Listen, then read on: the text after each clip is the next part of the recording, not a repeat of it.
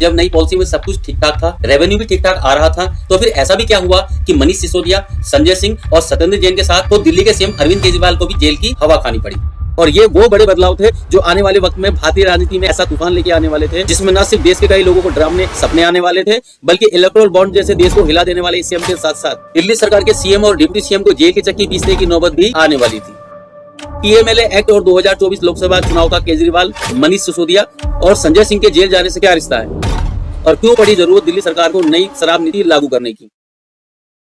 26 फरवरी 2023 को सीबीआई दिल्ली के deputy CM Manish Sisodia को शराब घोटाले में 100 करोड़ रुपए की रिश्वत के लिए गिरफ्तार कर लेती है। लोग अभी मामले को समझने की कोशिश कर ही रहे होते हैं कि 4 अक्टूबर 2023 को संजय सिंह और 16 मार्च 2024 को 2024 के लोकसभा चुनाव के अनाउंसमेंट के ठीक 5 दिन बाद ही 21 मार्च 2024 को दिल्ली के मुख्यमंत्री अरविंद केजरीवाल भी गिरफ्तार कर लिए जाते हैं।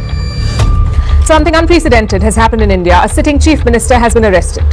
Big breaking story right now. Arvind Kejriwal has been arrested by the Enforcement Directorate. इससे 6 साल पहले फरवरी 2018 को मोदी सरकार द्वारा पीएमएलए एक्ट यानी prevention of money laundering act को संसद में अमेंडमेंट के लिए पेश किया जाता है और फिर कई संशोधनों के बाद इसे पास भी कर दिया जाता है। हालांकि इस एक्ट में सेक्शन 45 में 2 बड़े बदलाव किए गए थे, लेकिन तब कई और खबरों के साथ ये खबर भी आई गई हो गई।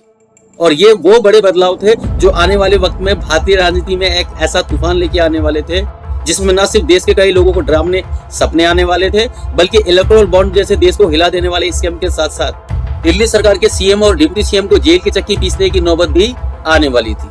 और क्या थे वो बड़े बदलाव? हमारे जुडिशनरी सिस्टम में कहा जाता है you are innocent until proven guilty, यानी आप तब तक निर्दोष हो जब तक आपका दोष साबित नहीं हो जाता है। लेकिन इस नई पीएमएलए एक्ट के अनुसार ये लाइनें एकदम से उल्टी हो जाती है। You are guilty until proven innocent, यानी आपके निर्दोष साबित होने तक आप दोषी ही रहोगे। इस एक्ट का सेक्शन 45 साफ साफ कहता है ये एक नॉन बेलेबल क्राइम है जब तक पब्लिक प्रोसिक्यूटर को नहीं लगता है कि आप निर्दोष हो, और दूसरा जमानत भी आपको तभी मिल पाएगी जब पब्लिक प्रोसिक्यूटर इसके लिए सहमत हो और कोर्ट को लगता है कि आप ऐसा दोबारा नहीं करेंगे। लेकिन पीएमएलए एक्ट और 2024 लोकसभा चुनाव का केजरीवाल, मनीष सिसोदिया और संजय सिंह के जेल जाने से क्या रिश्ता है, और आखिर क्या था वो शराब घोटाला जिसने दिल्ली सरकार को न सिर्फ कटघरे में लाखड़ा कर दिया, बल्कि आने वाले वक्त में गिरफ्तारी की तलवार दिल्ली गवर्नमेंट के और मंत्रियों के सिर पर न गिरे, इसकी भी कोई गारंटी नहीं है। और क्या था पूरा मामला जिसने दिल्ली सहित पूरे देश को झकझोर कर रख दिया, आइए जानिए इस वीडियो में। इस वक्त की बड़ी खबर दिल्ली से आ रही है, जहां शराब घोटाले को लेकर घमासान मचा है। BJP now protesting against the Delhi chief minister Arvind Kejriwal. 800 officers पिछले 4 महीने से लगे हुए हैं, 500 जगह रेड कर चुके। उनका एक ही मकसद है मनीष सिसोदिया को गिरफ्तार करना किसी भी तरह से। जून 2021 में दिल्ली की केजरीवाल सरकार दिल्ली के रेवेन्यू बढ़ाने के लिए एक नई शराब नीति लागू करते हैं। लेकिन इससे पहले कि हम ये जानें कि आखिर क्या था शराब घोटाला और क्यों पड़ी जरूरत दिल्ली सरकार को नई शराब नीति लागू करने की, हमें पहले ये जानना होगा कि आखिर एक स्टेट के लिए क्यों जरूरी है शराब। एक स्टेट गवर्नमेंट के पास 2 ही सोर्स होते हैं अपनी इनकम के। पहला सेल्फ स्टेट इनकम, दूसरा income from central government. Self state income वो है जो एक स्टेट अपने सोर्सेज से डायरेक्ट इनकम कमाती है, जैसे जीएसटी, वैट, एक्साइज ड्यूटी और नॉन टैक्स रेवेन्यू, जैसे कोई लाइसेंस फीस, पेनल्टी और स्टेट की अपनी सरकारी कंपनी की इनकम। दूसरा इनकम फ्रॉम सेंट्रल गवर्नमेंट, यहाँ से स्टेट गवर्नमेंट को 2 तरह से इनकम होती है। पहला सेंट्रल गवर्नमेंट जो पैकेज या मदद करती है स्टेट गवर्नमेंट को, और दूसरा सेंट्रल गवर्नमेंट के टैक्स पर जो स्टेट गवर्नमेंट का अधिकार होता है। और आर्टिकल 280 में इस इनकम पर हर स्टेट का शेयर मेंशन होता है। अब यहाँ अगर किसी स्टेट को अपनी इनकम बढ़ानी है तो अपनी सेल्फ इनकम बढ़ानी होती है। दूसरा, हर स्टेट चाहता है कि वो सेंट्रल गवर्नमेंट पर कम से कम निर्भर रहे। इसे अब इस उदाहरण से समझने की कोशिश करते हैं। 2021 में मनीष सिसोदिया ने एक बार कहा था कि दिल्ली सरकार हर साल सेंटर को 1.2 लाख करोड़ रेवेन्यू टैक्स के रूप में देती है, जबकि उसमें से सिर्फ 325 करोड़ ही टैक्स हिस्सा दिल्ली को वापस मिल पाता है। और यही वजह है कि लगभग हर स्टेट गवर्नमेंट अपनी सेल्फ स्टेट इनकम बढ़ाना चाहती है। लेकिन एक स्टेट के लिए ये इतना भी आसान नहीं है, क्योंकि एक स्टेट गवर्नमेंट को अपनी इनकम बढ़ाने के लिए 2 ही ऑप्शन मिलते हैं। पहला तो ये कि स्टेट गवर्नमेंट कॉर्पोरेट टैक्स या लैंड रेवेन्यू बढ़ाए, लेकिन इसमें सबसे बड़ी दिक्कत ये है कि इसे तुरंत इनकम नहीं बढ़ाई जा सकती। पहले आपको बिल लाना होता है, उसे पास कराना होता है, फिर उसे इम्प्लीमेंट करने और इससे भी रेवेन्यू आने में बहुत टाइम लग जाता है, कई बार तो सालों लग जाते हैं। दूसरा तरीका यह है कि स्टेट में आने वाले हर सामान पर वेट बढ़ा दिया जाए, जो कि सिर्फ पेट्रोल, डीजल या फिर शराब पर ही बढ़ाया जा सकता है। बाकी सामान पर यह लागू नहीं किया जा सकता, क्योंकि बाकी सामान पर वेट नहीं जीएसटी लगता है और उसे बिना सेंट्रल गवर्नमेंट की परमिशन के बढ़ाया नहीं जा सकता। अब स्टेट गवर्नमेंट के पास अपनी स्टेट इनकम बढ़ाने के लिए सिर्फ 3 ही प्रोडक्ट बाकी बचते हैं, पेट्रोल, डीजल और शराब। पेट्रोल डीजल क्योंकि सीधा सीधा राजनीति, इन्फ्लेशन और इलेक्शन को इफेक्ट करता है, इसलिए कोई भी सत्ताधारी इसमें छेड़छाड़ करने से बचता है। और अब बची केवल शराब। स्टेट गवर्नमेंट को शराब से 3 तरह से रेवेन्यू आता है। पहला, रिटेल शॉप्स के लाइसेंस बेचकर। दूसरा, एक्साइज ड्यूटी से, जो हर अल्कोहल मैन्युफैक्चरर को अल्कोहल की हर बोतल पर देनी होती है जो उनके फैक्ट्री से बाहर निकलती है। और तीसरा, वैट यानी वैल्यू एडेड टैक्स, जो कंज्यूमर को देनी पड़ती है हर बोतल की खरीद पर। ये मैं पहले ही बता चुका हूँ कि अल्कोहल पर जीएसटी नहीं लगता है बल्कि वैट लगता है, ताकि हर स्टेट गवर्नमेंट अपने हिसाब से टैक्स को बढ़ा या घटा सके। लास्ट ईयर स्टेट इनकम पर नजर डालें तो दिल्ली की कुल इनकम में 19.9% रेवेन्यू शराब से आया है, जबकि कर्नाटक में ये सबसे ज्यादा 22.9% है और दूसरे नंबर पर यूपी का ये रेशो 22.3% है। अब आप समझ गए होंगे कि किसी स्टेट को अपनी सेल्फ स्टेट इनकम बढ़ाने के लिए शराब इतनी जरूरी क्यों है। अपनी अल्कोहल पॉलिसी बदलने के बाद से उत्तर प्रदेश में जहां 2019-2020 में ये इनकम 27,325 करोड़ थी, वहीं 3 साल बाद साल 2022-23 में ये बढ़कर 21,500 करोड़ हो गई। और ये हर स्टेट का अधिकार होता है कि वो अपनी अल्कोहल पॉलिसी को खुद निर्धारित कर सके। इसके लिए सरकार को बस 2 काम करने होते हैं। पहला, स्टॉप इलीगल लिकर डिस्ट्रीब्यूशन, यानी गलत तरीके से बेच रहे शराब माफिया पर नकेल कसना। दूसरा, डिजाइन वेंड ऑक्शन बेटर, यानी शराब नीति और उसके डिस्ट्रीब्यूशन को और भी बेहतर करना, जिससे उससे ज्यादा से ज्यादा रेवेन्यू कमाया जा सके। अब इस दूसरे वाले पॉइंट को ध्यान से सुनना, क्योंकि आज आम आदमी पार्टी के लिए यही पॉलिसी गले की फांस बनी हुई है। असल में दिल्ली सरकार भी यही करना चाहती थी और बाकी स्टेट की तरह वो भी अल्कोहल से अपना रेवेन्यू बढ़ाना चाहती थी। साल 2020 में अरविंद केजरीवाल ने एक बार कहा था कि शीला दीक्षित के समय से चली आ रही शराब नीति में 3 मेजर प्रॉब्लम है। पहली तो यह कि दिल्ली में शराब की दुकानों की हालत इतनी खराब है कि कस्टमर का एक्सपीरियंस बहुत ज्यादा बदतर हो जाता है, और ये इतना ज्यादा खराब है कि कस्टमर अक्सर आसपास के स्टेट्स जैसे हरियाणा या उत्तर प्रदेश में जाना ज्यादा पसंद करता है। दूसरा, पिछली सरकार की पॉलिसी के हिसाब से दिल्ली के अंदर फिक्स प्राइस पर ही अल्कोहल दिया जा सकता था, यानी रिटेल शॉप्स अपने हिसाब से डिस्काउंट नहीं दे सकती थी, जिसकी वजह से दिल्ली के वाइन शॉप ओनर हरियाणा और उत्तर प्रदेश से कंपटीशन नहीं कर पा रहे थे। और हो क्या रहा था कि दिल्ली के लोग इन स्टेट से डिस्काउंट में शराब लेते हैं, जिससे ऑल ओवर दिल्ली की रेवेन्यू कम होती जा रही थी। और तीसरा, दिल्ली का शराब माफिया करप्शन में बहुत ज्यादा इन्वॉल्व है, जिससे सरकार का रेवेन्यू लगातार कम हो रहा था। अब पहले नंबर पर आते हैं, दिल्ली में शराब की दुकानें की हालत इतनी खराब क्यों है कि कस्टमर को वहां से ज्यादा हरियाणा और उत्तर प्रदेश जाना सही लगता है। इसकी वजह यह थी कि दिल्ली में उस समय 60% शॉप खुद दिल्ली सरकार ही चला रही थी, और दिल्ली में कुल 630 वाइन शॉप थी और उनमें से भी 378 शॉप सरकार खुद चला रही थी। अब यहाँ अगर अल्कोहल का मार्केट देखें तो आपको 3 मेजर पिलर नजर आते हैं, जिनमें पहला है अल्कोहल मैन्युफैक्चरर, जो अल्कोहल बनाता है। दूसरा, अल्कोहल होलसेलर, जो अल्कोहल को स्टोर करके होलसेल में रिटेलर को शराब बेचता है। और तीसरा है रिटेलर, जो सीधा कस्टमर को शराब बेचता है। अब यहाँ दिल्ली वाइन शॉप्स की हालत इतनी खराब थी कि कस्टमर वहां जाने से भी कतराता था, खासकर लेडीज। एक सर्वे में कई लोगों ने एक्सेप्ट किया है कि दिल्ली में अल्कोहल लेना बहुत ज्यादा अनसेफ और इरिटेटिंग है, इसलिए या तो वो गिने चुने बड़े स्टोर या अच्छे बार में ही जाना पसंद करते हैं। और लेडीज का कहना था कि वो इन दुकानों के आसपास भी जाने से डरती है। दिल्ली की प्रिया शर्मा अपना अनुभव शेयर करती है। दिल्ली की वाइन शॉप में महिलाओं के लिए शराब खरीदना शहर में उत्पीड़न और भेदभाव जैसी एक दैनिक लड़ाई जैसी है, और कई महिलाएं इन शॉप के सामने से भी गुजरने से डरती हैं। देश की राजधानी की बेहद गर्म और तंग दुकान से शराब की एक बोतल खरीदना हमेशा ही एक लड़ाई जैसी रही है महिलाओं के लिए, जहां कस्टमर और शॉप के एम्प्लॉय ज्यादातर मेल ही होते हैं, वो भी ज्यादातर फ्रस्ट्रेटेड, गुस्सेल और जल्दबाजी में। फिर यह आगे कहती है कि मुझे अक्सर किसी और को वाइन शॉप में भेजकर इसे अपने लिए लाने के लिए कहना पड़ता है। एक बार अरविंद केजरीवाल ने कहा था कि हम उसी तरह शराब माफिया को खत्म करेंगे जिस तरह उन्होंने बिजली, पानी के साथ एजुकेशन और हेल्थ सेक्टर में माफिया को खत्म किया है। और इसके लिए वो 2021 में एक नई पॉलिसी लेकर आएंगे जो इन सभी समस्याओं को दूर भी करेगी और दिल्ली का रेवेन्यू बढ़ाने में मदद भी करेगी। फरवरी 2021 को अरविंद केजरीवाल इस पॉलिसी को डिजाइन करने के लिए अपनी मंत्रियों की एक कमेटी बनाते हैं और जिसे लीड करते हैं मनीष सिसोदिया। बाद में इस कमेटी में 2 और मंत्री शामिल होते हैं, health and industry minister Satyendra Jain और ट्रांसपोर्ट मिनिस्टर कैलाश गहलोत। और जून 2021 तक ये नई पॉलिसी जनता के सामने परोस दी जाती है। यहाँ दिल्ली सरकार का दावा था कि इसमें पुरानी सभी खामियां दूर कर दी गई है और अब जनता को वाइन शॉप में पुराने अनुभव से नहीं गुजरना पड़ेगा। और ये होगा कैसे? सरकार का कहना था कि अब दिल्ली सरकार खुद कोई शॉप नहीं चलाएगी, बल्कि सभी शॉप्स को प्राइवेट सेक्टर के हाथों दिया जाएगा। और इसके लिए इस पॉलिसी में एक नया ऑप्शन सिस्टम डिजाइन किया गया। इस नई पॉलिसी के हिसाब से दिल्ली को कुल 32 जोन में बांटा गया और हर जोन का लाइसेंस प्राइवेट सेक्टर को बेचा जाएगा और हर जोन में 27 रिटेल शॉप्स हो सकती है, यानी 32 × 27 849 शॉप्स होगी। और दिल्ली सरकार इन सभी 849 शॉप्स के लाइसेंस बेचकर पैसे कमाएगी। और दिल्ली गवर्नमेंट के मुताबिक इस नई पॉलिसी से अब दिल्ली सरकार तीनों तरह से अल्कोहल से पैसे कमा सकती है, एक्साइज ड्यूटी से भी, शॉप के लाइसेंस बेचकर भी और वेट से भी, क्योंकि दावे के मुताबिक अब पब्लिक को बेटर सर्विस मिलेगी दिल्ली की वाइन शॉप्स पर भी।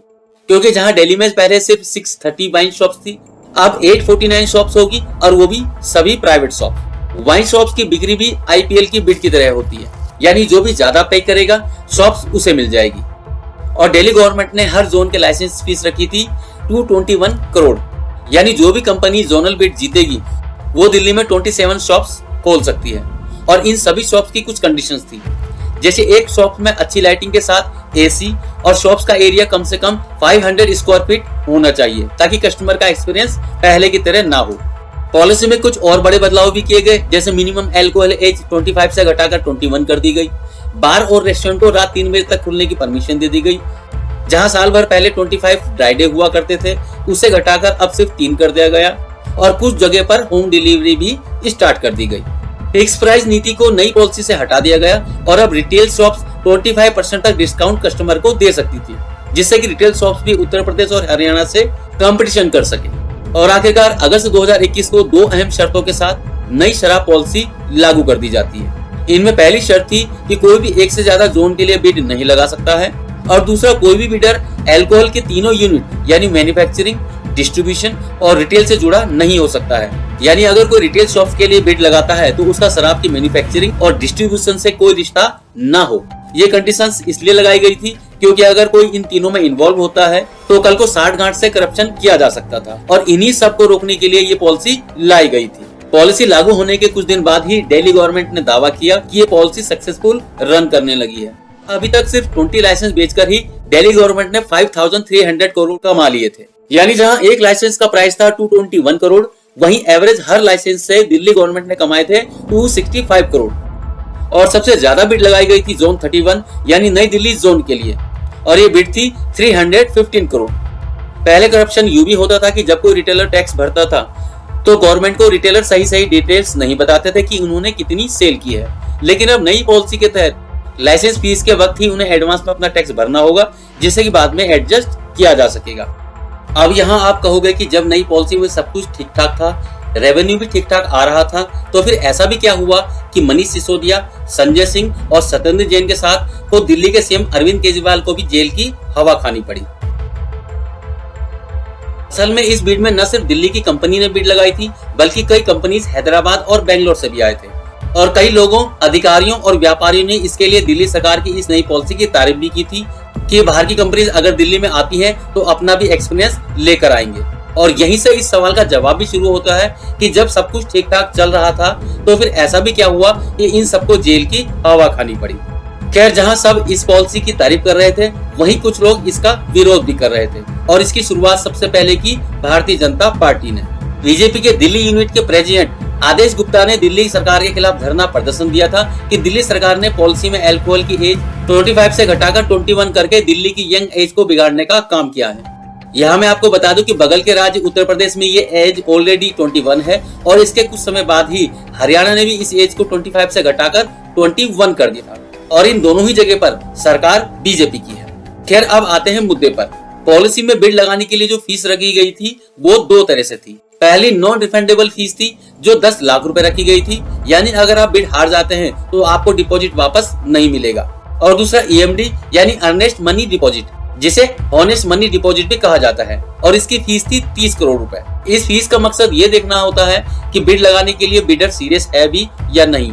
ये फीस 100% रिफंडेबल थी, यानी अगर आप बिड हार भी जाते हो तो भी ये डिपॉजिट आपको वापस मिलेगा, और बिड जीत जाने की कंडीशन में ये रकम आपकी फीस के साथ एडजस्ट कर दी जाती है। और इस EMD को ध्यान में रखना क्योंकि यही ईएमडी है जिसकी वजह से मनीष सिसोदिया को बाद में जेल जाना पड़ा था। जुलाई 2022 में दिल्ली के चीफ सेक्रेटरी नरेश कुमार दिल्ली के एलजी वीके सक्सेना को एक रिपोर्ट सबमिट करते हैं, जहां वो मेंशन करते हैं कि इस नई पॉलिसी में कई इरेगुलरिटी पाई गई है। और इसमें नरेश कुमार 3 मेन एलिगेशन लगाते हैं दिल्ली एक्साइज डिपार्टमेंट के खिलाफ, और इस डिपार्टमेंट के हेड थे मनीष सिसोदिया। और यहीं से दिल्ली गवर्नमेंट की वो मुसीबतें भी शुरू हो गई जिसका अभी तक भी कोई अंत नजर नहीं आ रहा है। पहली एलिगेशन नरेश कुमार ये लगाते हैं कि इस पॉलिसी में कई बदलाव किए गए जिसकी वजह से सरकार को नुकसान उठाना पड़ा। जैसे सरकार ने कोविड के बहाने 145 करोड़ की लाइसेंस फीस वापस कर दी कुछ कंपनीज को, और दिल्ली गवर्नमेंट ने एक कंपनी को 30 करोड़ का ईएमडी इसलिए वापस कर दिया क्योंकि उन्हें एयरपोर्ट अथॉरिटी से एनओसी नहीं मिली थी अपने शॉप के लिए, जबकि ईएमडी तभी वापस होनी थी जब कंपनी बिड हार जाती और जीत जाने पर यह रकम लाइसेंस फीस में एडजस्ट होनी थी। जबकि चीफ सेक्रेटरी नरेश कुमार का कहना था कि अगर कंपनी को एनओसी नहीं मिली तो ये सरकार की गलती नहीं थी, और इसके अलावा एक्साइज डिपार्टमेंट ने फॉरेन लिकर के प्राइस भी कम कर दिए और बियर की बोतल पर 50 रुपए इम्पोर्ट ड्यूटी फीस भी हटा दी, जिससे इसके प्राइस और कम हो गए और प्राइस पर लगने वाला वेट यानी सरकार की रेवेन्यू भी कम हो गई। चीफ सेक्रेटरी का दूसरा एलिगेशन ये था कि पॉलिसी की अहम शर्त थी कि कोई भी बीडर अल्कोहल की तीनों यूनिट यानी मैन्युफैक्चरिंग, डिस्ट्रीब्यूशन और रिटेल से जुड़ा हुआ ना हो। लेकिन चीफ सेक्रेटरी की रिपोर्ट के मुताबिक अभी भी कई कंपनी सीक्रेटली इन तीनों यूनिट से जुड़ी हुई थी। और तीसरा एलिगेशन ये था कि एक्साइज डिपार्टमेंट ने कई बदलाव किए थे पॉलिसी में जिसके लिए एलजी से परमिशन नहीं ली गई थी। और दिल्ली सरकार पर यह आरोप भी लगाया गया है कि उन्होंने कुछ कंपनी से पैसा भी लिया है जो आम आदमी पार्टी पंजाब और गुजरात के चुनाव में खर्च करने वाली थी। इसके बाद एलजी एक लेटर लिखते हैं होम मिनिस्ट्री को और एक सीबीआई इंक्वायरी की मांग करते हैं। यहाँ मैं आपको बता दूं कि सबसे पहले एलिगेशन लगाने वाले नरेश कुमार दिल्ली के एलजी और होम मिनिस्ट्री सीधे सेंट्रल गवर्नमेंट से अटैच है, और केजरीवाल सरकार का सेंट्रल गवर्नमेंट से रोज की तू-तू में किसी से छुपी हुई नहीं है। इस पर अरविंद केजरीवाल ने प्रतिक्रिया दी कि सेंट्रल गवर्नमेंट जानबूझकर सरकार को काम नहीं करने दे रही है और उन्हें इसमें कुछ भी नहीं मिलने वाला है। अब इसमें कितना सच है ये तो आने वाला वक्त ही साफ कर पाएगा, लेकिन धीरे धीरे ये सामने आ गया कि ये पॉलिसी बहुत ज्यादा कारगर नहीं थी दिल्ली गवर्नमेंट की रेवेन्यू के लिए, क्योंकि जहां फीस ज्यादा होने की वजह से छोटे बिडर इसमें हिस्सा नहीं ले पा रहे थे, वहीं कंपटीशन बढ़ जाने की वजह से ज्यादातर रिटेलर इस काम से पीछे हटने लगे। एक और समस्या ये थी कि शॉप एरिया कम से कम 500 स्क्वायर फीट होने की वजह से एक तो जगह का मिलना मुश्किल हो गया था, दूसरा जहां इतनी जगह मिल भी रही थी वहां रेंट बहुत ज्यादा था, और इसी वजह से दिल्ली गवर्नमेंट की रेवेन्यू पहले के मुकाबले 37% कम आ रही थी। और यही वजह थी कि दिल्ली गवर्नमेंट ने 31 जुलाई 2022 को अनाउंस किया कि वो नई पॉलिसी को बंद करके पुरानी पॉलिसी दोबारा चालू करने जा रहे हैं। Just coming in view of recent controversy and ongoing inquiry related to Delhi's excise policy, government is likely to implement the old regime of excise policy from 1st of August for the next 6 months. बहरहाल नई policy लागू होने के 17 दिन बाद ही 17 अगस्त 2022 को CBI ने FIR file कर जांच भी शुरू कर दी, और इसमें मनीष सिसोदिया के अलावा भी 15 अन्य मंत्री और एक्साइज डिपार्टमेंट के कई अधिकारियों के नाम भी शामिल थे। और 2 दिन बाद ही यानी 19 अगस्त 2022 को सीबीआई ने 31 अलग अलग लोकेशन पर रेड कर दी। एक तरफ जहां सेंट्रल और दिल्ली गवर्नमेंट के आपसी झगड़े 2014 के बाद से ही सबके सामने थे, वहीं सीबीआई की इस जल्दबाजी में की गई कार्रवाई ने अफवाहों के बाजार को गर्म कर दिया कि इस केस में बहुत जल्दी ईडी भी शामिल होने वाली है, क्योंकि एफआईआर में सीधे सीधे फाइनेंशियल इरेगुलरिटी का आरोप है। और फिर जिन सोचा तीन पाया के तर्ज पर 25 अगस्त 2022 तक इसमें ईडी भी इन्वॉल्व हो जाती है, और ईडी ने जांच शुरू की PMLA यानी prevention of money laundering act के तहत। और ये वही एक्ट है जिसके बारे में मैंने आपको वीडियो की शुरुआत में बताया था। इसे ध्यान रखिएगा क्योंकि यही एक्ट आगे चलकर दिल्ली गवर्नमेंट के लिए गले की हड्डी बनने वाला था। अब ईडी और सीबीआई दोनों जांच में जुट जाती है और दिल्ली गवर्नमेंट के लिए मुसीबत बढ़नी शुरू हो जाती है। सितंबर 2022 से फरवरी 2023 के दौरान सीबीआई कई लोगों को गिरफ्तार करती है, और इनमें जो सबसे पहला नाम था वो था विजय नायर का, जो कि आम आदमी पार्टी के कम्युनिकेशन इंचार्ज थे, और पंजाब के चुनाव में आम आदमी पार्टी को जिताने में भी इन्हीं का हाथ था। इधर ईडी ने भी शराब इंडस्ट्री के कई लोगों को गिरफ्तार किया, जिनमें से ज्यादातर साउथ से थे, और ये केस तब और भी ज्यादा सीरियस हो जाता है जब ईडी ने अपनी चार्जशीट में एक और नाम जोड़ दिया, और वो नाम था के कविता। और कौन है ये के कविता? के कविता तेलंगाना के एक्स चीफ मिनिस्टर केसीआर की बेटी हैं, और साउथ से जुड़े इन सभी लोगों को ईडी ने एक नया नाम दिया, साउथ ग्रुप। यही साउथ ग्रुप आने वाले वक्त में अरविंद केजरीवाल एंड कंपनी के लिए और भी मुसीबतें खड़ी करने वाला था, और इसकी शुरुआत हुई 26 फरवरी 2023 को, जब ईडी दिल्ली के डेप्यूटी सीएम मनीष सिसोदिया को गिरफ्तार कर लेती है। सिसोदिया अपनी गिरफ्तारी को लेकर सुप्रीम कोर्ट जाते हैं, लेकिन वहां उनको हाई कोर्ट जाने के लिए कहा जाता है, और हाईकोर्ट मनीष सिसोदिया को बेल देने से यह कहकर इनकार कर देता है कि उन पर लगे सभी आरोप गंभीर हैं। अब मनीष सिसोदिया दिल्ली सरकार के लिए कितने जरूरी हैं, इसका अंदाजा आप इसी बात से लगा सकते हैं कि दिल्ली गवर्नमेंट के 33 डिपार्टमेंट में से एजुकेशन, हेल्थ और फाइनेंस सहित कुल 18 डिपार्टमेंट अकेले मनीष सिसोदिया संभालते हैं। और इलेक्शन के दौरान मनीष सिसोदिया आम आदमी पार्टी के लिए सबसे बड़े कैंपेनर भी हैं। इसलिए आम आदमी पार्टी और दिल्ली गवर्नमेंट के लिए हालत और भी ज्यादा खराब हो जाते हैं। ये गिरफ्तारी सीबीआई की तरफ से थी और मनीष सिसोदिया के तिहाड़ जेल जाते ही अब ईडी उनसे तिहाड़ जेल में ही 9 घंटे की पूछताछ करती है और फिर तिहाड़ से ही ईडी उन्हें गिरफ्तार भी कर लेती है। और अपनी चार्जशीट में ईडी बताती है कि साउथ ग्रुप के फेवर में पॉलिसी चेंज करने के लिए मनीष सिसोदिया ने उनसे 100 करोड़ की रिश्वत ली थी और ये पहली बार था जब इस केस में 100 करोड़ की रिश्वत का नाम आता है। 4 अक्टूबर 2023 को संजय सिंह भी गिरफ्तार कर लिए जाते हैं। इधर अक्टूबर 2023 से लेकर फरवरी 2024 के बीच ईडी अरविंद केजरीवाल को भी 8 सम्मन भेज चुकी होती है पूछताछ के लिए, लेकिन अरविंद केजरीवाल ने किसी एक का भी जवाब अभी तक नहीं दिया था। और आखिर में केजरीवाल ईडी को एक लेटर लिखते हैं और कहते हैं कि सेंट्रल गवर्नमेंट ईडी को यूज कर रही है उन्हें परेशान करने के लिए, ताकि आम आदमी पार्टी 2024 का लोकसभा इलेक्शन न लड़ सके। 17 मार्च 2024 को ईडी अपना नवा सम्मन भेजती है अरविंद केजरीवाल को और उसके ठीक 2 दिन बाद ही ईडी घोषणा कर देती है कि अरविंद केजरीवाल ही इस पूरे कांड के साजिशकर्ता थे।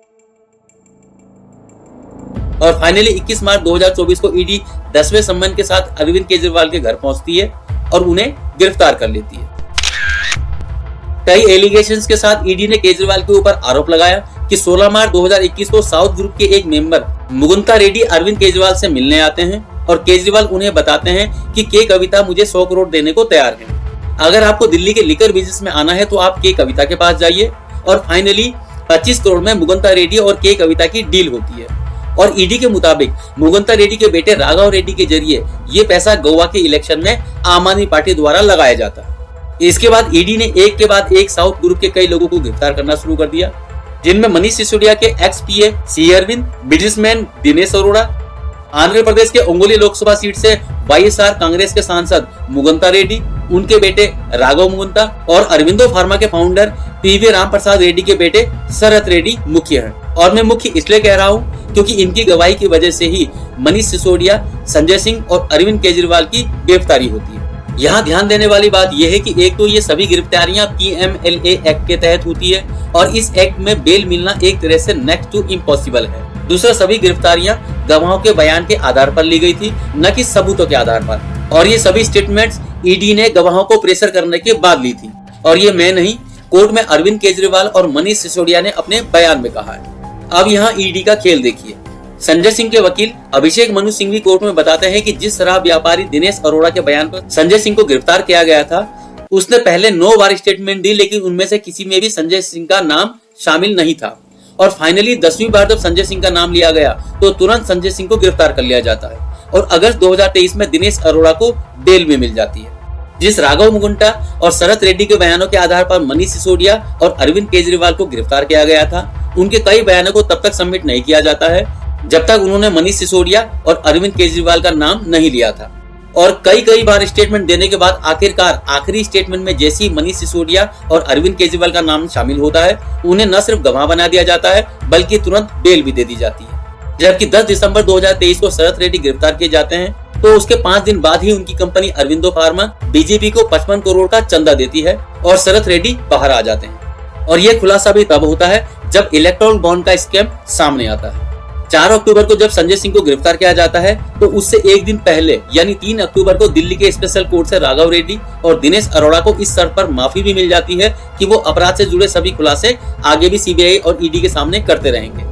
हालांकि उनको बेल इससे पहले ही मिल चुकी थी। यही नहीं, अभी और सुनिए।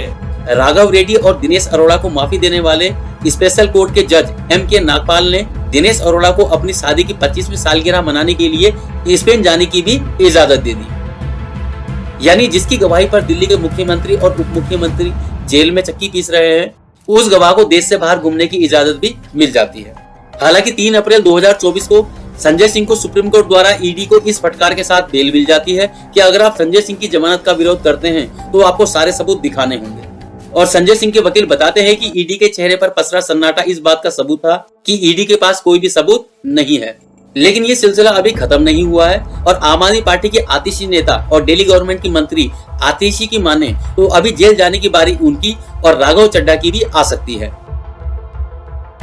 दोस्तों, इस वीडियो को बनाने का मेरा मकसद सिर्फ ये दिखाना है कि जिस आम आदमी पार्टी को आप वोट दे रहे हो वो आज कहां खड़ी है, जिस कांग्रेस को आप वोट दे रहे हो वो आज कहां है और जिस भारतीय जनता पार्टी को आप वोट दे रहे हो वो आज क्या कर रही है। आपको याद होगा वीडियो की शुरुआत में मैंने PMLA एक्ट से की थी और बताया था कि ये एक्ट आने वाले वक्त में देश की राजनीति में एक तूफान लेकर आने वाला है। आंकड़े बताते हैं कि 2014 के बाद से जब से बीजेपी सत्ता पे आई है 95% केस सिर्फ विपक्ष के खिलाफ ही हुए हैं। यहाँ टोटल 121 केसेस ईडी ने दर्ज किए, जिनमें से 115 सिर्फ अपोजिशन लीडर्स के खिलाफ ही किए गए हैं। विपक्ष ने बार बार इसके खिलाफ आवाज भी उठाई कि सरकार CBI, ED और खासकर PMLA एक्ट का इस्तेमाल ओपोजिशन लीडर्स को ब्लैकमेल करने के लिए कर रही है और जैसे ही ये लीडर्स बीजेपी में शामिल हो जाते हैं सभी केस तुरंत बंद कर दिए जाते हैं और इसी का नतीजा है इलेक्टोरल बॉन्ड स्कैम। विपक्ष की माने तो ये लाखों करोड़ों का एक ऐसा घोटाला है जिसे अंजाम ही इस मनी लॉन्ड्रिंग एक्ट का डर दिखाकर किया गया है। मीडिया से फिलहाल कोई उम्मीद रखना बेकार है क्योंकि इन्हें मंदिर मस्जिद और हिंदू मुस्लिम से ही फुर्सत नहीं है कि ये कुछ और दिखा सके। खैर, फिलहाल अरविंद केजरीवाल और मनीष सिसोदिया जेल में ही हैं और आप लीडर आतिशी और राघव चड्ढा के सर पर गिरफ्तारी की तलवार अभी भी बराबर लटक रही है। संजय सिंह 3 अप्रैल से फिलहाल बाहर है और इसी 5 अप्रैल को उन्होंने एक प्रेस कॉन्फ्रेंस करके प्रधानमंत्री श्री नरेंद्र मोदी पर निशाना साधना भी शुरू कर दिया है। लेकिन यहाँ 2 बातें भी तय ही समझिए। पहली तो ये कि ये किसी भी न्यूज चैनल पर शायद न दिखाया जाए और दूसरा संजय सिंह कब तक बाहर रह पाते हैं ये भी आने वाले वक्त में देखने वाली बात होगी। हाल ही में रणदीप हुड्डा की फिल्म स्वतंत्र वीर सावरकर रिलीज हुई तो फिल्म के साथ साथ विवाद का वो जिन भी बोतल से बाहर आ गया जो सावरकर नाम के साथ 100 से भी ज्यादा सालों से जुड़ा हुआ है। अगर आप भी जानना चाहते हैं कि आखिर ऐसा भी क्या हुआ विनायक सावरकर के साथ कि वक्त के साथ इनके नाम के आगे विवाद कम होने के बजाय बढ़ता ही चला गया और आखिर क्या है सच्चाई विनायक दामोदर सावरकर की, ये सब मैंने इस वीडियो में डिटेल से बताया है। आप चाहे तो ऊपर आई बटन पर क्लिक करके इसे देख सकते हैं और वीडियो का लिंक मैंने डिस्क्रिप्शन में भी डाल दिया है, वहां से भी आप इसे देख सकते हैं। दिल्ली शराब घोटाले का ये वीडियो आपको पसंद आया हो तो लाइक और शेयर जरूर करें ताकि हमें आगे भी मोटिवेशन मिलता रहे और हम आगे भी ऐसे ही किस्से लेकर आपके सामने आते रहें। जो लोग नए हैं वो सब्सक्राइब करना ना भूलें ताकि आने वाली वीडियो की नोटिफिकेशन आपको बराबर मिलती रहे। अगले केस के साथ आपसे फिर होगी मुलाकात, तब तक के लिए इजाजत। मुझको अपने बहन की किताब दीजिए, देश की तबाही का हिसाब दीजिए।